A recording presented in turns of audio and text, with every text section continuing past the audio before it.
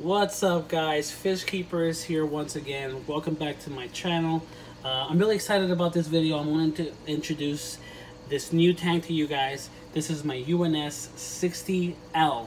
UNS stands for Ultimate Nature Systems. Wonderful company that focuses on rimless tanks and low iron tanks, basically. Kind of like an ADA. Yeah, ADA tanks. They're pretty much up there with price as well. I went with the 60L because I got quick access to it. I had a family member that had it and they didn't want it anymore, so I was like, I'll take it off your hands. For a while, I wasn't really sure why it's called the 60L, because it's not 60 liters, because that would be way more than this. This is actually 6 gallons, approximately. So it turns out, what I believe 60L means is centimeters. So 60 centimeters long is what I believe the 60L stands for, because left to right, you know, the length of this tank or width is almost 24 inches, which translates to 60 centimeters. So I'm assuming that's what they meant by 60L. And look, there's a tangerine tiger right there. So that's the tank right here. It's about 23.5 to 24 inches, give or take, in length. 8 inches, almost 8 inches, not quite. It's like 7 3/4 in tallness or height, and the same amount in depth. Super low iron glass. Love this tank. Very shallow though, obviously 8 inches, but also easy to light, because there's not this extra amount of water to where the light has to penetrate. So I'm hoping that this light is enough. Normally this light's about a medium lighting to kind of highlight it depending on your height of your tank. So well, let's get to the lighting. The lighting is a high top adjustable or dimmable light. It's a simple RGB light you get on Amazon. I had a link back in the day, but I'm not sure if they have the same one or if they renewed it, but I'll try to see if I can get a link in the description. It is totally dimmable. I put it on a timer right now, on a wireless LAN timer, and it does really good on the other tank next to it. So it does a good job here too, I'm sure. I mean, eventually it will, hopefully. It's adjustable height. I have it all the way up right now, kinda, and there's nice little brackets where you can put tools, although this tank is too shallow, so I really can't put many tools on there. Looks really nice, kind of clean, sleek look to it. Also allows for protruding wood like that, you know, sticking out. So that's the lighting. Right now I think they're about 40 bucks. They used to be about 15 when I was buying them. I actually sold a few of these locally because they were so cheap that I actually had a margin to flip them. But now they're about 40 bucks, which is about what I would think they'd be worth. Comes with the control too, I believe. My filtration is an Oase FiltoSmart 60. It is a small canister filter. If you didn't know about this, it's really nice. It's a really awesome filter. Check out my video I did very recently where I unboxed it and kind of did a little bit of an overview on it. Love that thing. This thing is tiny, and I didn't know there was such small options for canister filters, so I'm super stoked. I changed the tubing to clear tubing, and in the future I hope to get some lily pipes, but for now I actually don't mind it the way it is.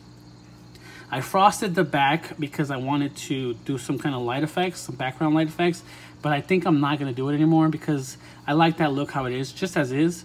One of the reasons why I did is because in the back there, the wall you can see is white, but right around here you would see the change to this kind of material, so it would have looked a little weird, so I frosted it. My other option was to black it out, but I already have a blacked out tank over here, and I was like, let's try something different.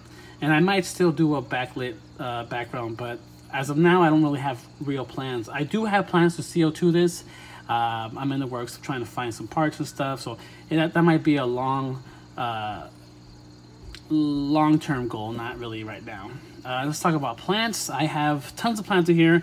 Excuse me if I don't have all the names. Some of them were honestly part of a raffle I won at my local fish group meeting, and I won this little pond style jar kind of vase thing, and it had all these plants. It was like $50 worth of plants, really nice plants.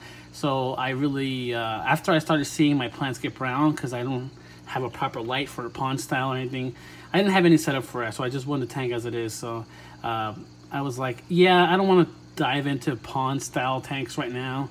So I just grabbed all the plants and put them in here. So there's a few species of Ludwigia.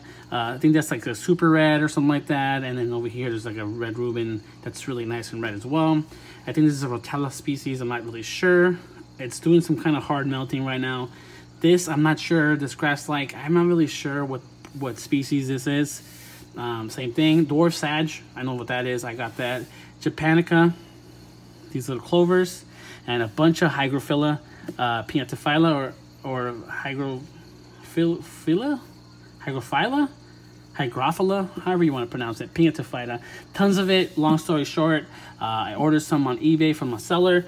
They got lost in the mail for a couple weeks. The guy sent me some more, and then they all arrived at once almost. So I had tons of it, and I had put it all over my tanks, and I glued those, and it seems to be taking well. You can see the roots right there starting to grab on their own. That's exciting. I love Pinatophylla. Java fern right here and right there, and some more Pinatophylla, and you can see a shrimp. I don't know if I'm pointing at it, kind of right there. And I think I have some Hygrophila sunset back there in the back. Hopefully that'll fill out the back eventually.